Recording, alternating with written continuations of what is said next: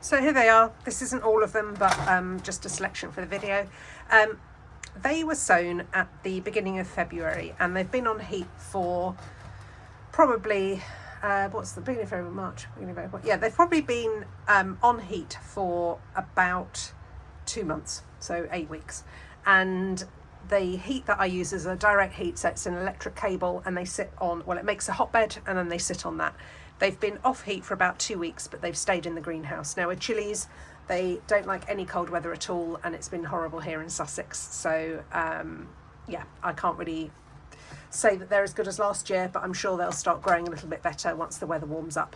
Now I always keep my chilies in pots just because of the space I have, and to be honest, I find them better in pots than if I plant them in the ground. So it's really a space saver for me. With pots I can just dot them around in the sun, sort of around the garden.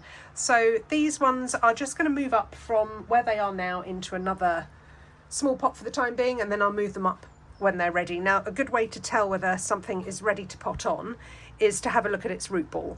You should be able to lift the plant out of its module or whatever you have sown it in without it falling apart. And that means that the roots have grown well enough round all the compost, and they've taken up all that space, and you can just literally then pop it into the new size up. So let's just take one of these chilies, and with these module trays you can literally poke your finger up from the bottom. There's a hole at the bottom there, just pop them up, and you can see how easy that is to lift out. There we go.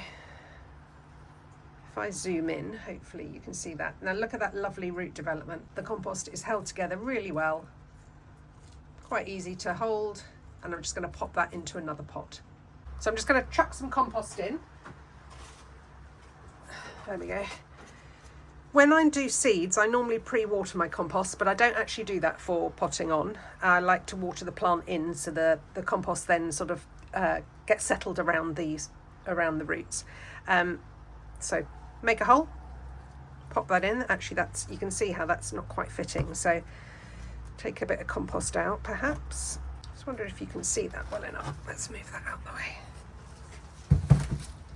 Right, there we go.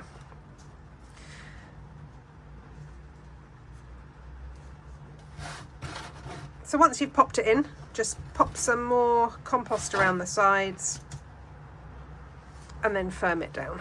You can press quite firmly. I like to give it a little tap just to even it all up.